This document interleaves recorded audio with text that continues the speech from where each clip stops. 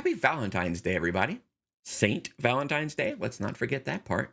It's a day all about love. And well, what's not to love about that? Everyone loves love. We like to think of romance, and today people are giving gifts and sending chocolate and flowers and saying those beautiful words, I love you. I really do think that there's probably no other more satisfying experience as a human being to have another person tell you, I love you. So there's a lot to celebrate today. But it's also a day that a lot of people love to hate because, well, so often we just don't have that image of romantic love that Valentine's Day seems to glorify. Real life seems to be a lot more of a drudgery. And if we think that Valentine's Day is how it's supposed to be all the time, well, we're just in for a lot of sadness, and that's the reality. Today, we recognize, though, that real love is a bit different than what we experience through marketing campaigns on Valentine's Day.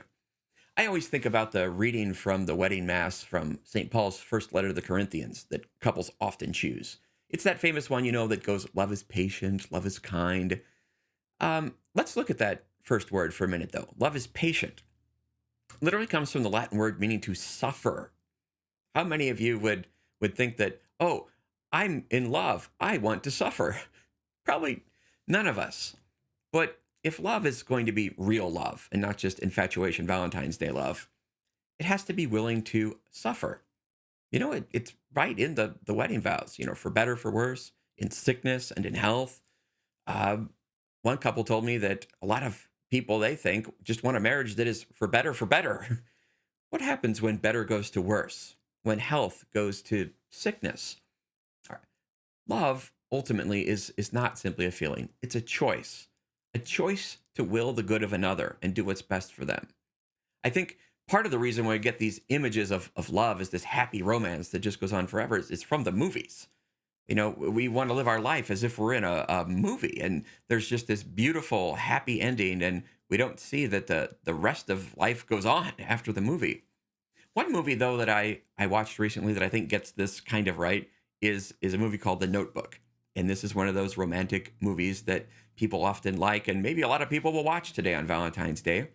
But in this movie, the couple falls in love, and it's beautiful. It's Valentine's Day. It's everything.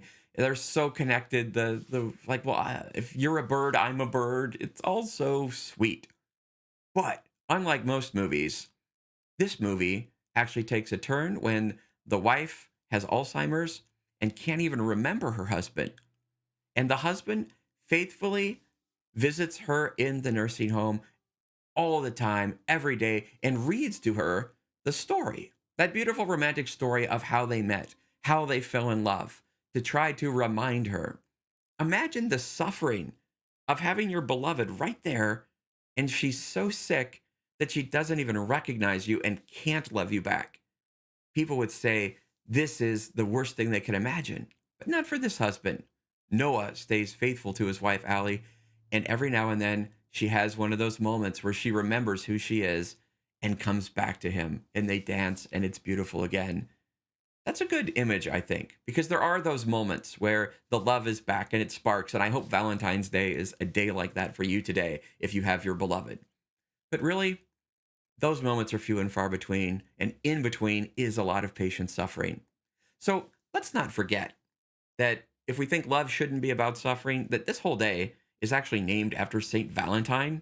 Well, an actual guy who lived and died on this time in the year 270. Saint Valentine loved, but multiple he found the greatest love that there could ever be. He found that the greatest love is to love God. And talk about patient, loving suffering. St. Valentine not only laid down his life, he literally laid down his head. He got beheaded because he loved God so much. Human love is beautiful, but in the end, no human love will ever satisfy us. And human love is only a foreshadowing of the greatest love we have, which is for God. So you want to be able to lay it down for your beloved. You want to give everything you've got. Good.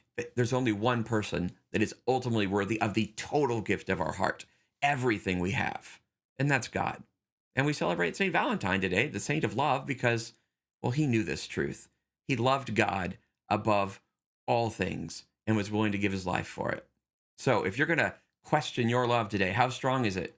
I would say, is it willing to suffer? And like St. Valentine, would you be beheaded for the one you love? I hope you find the beautiful gift of love today, and God bless you.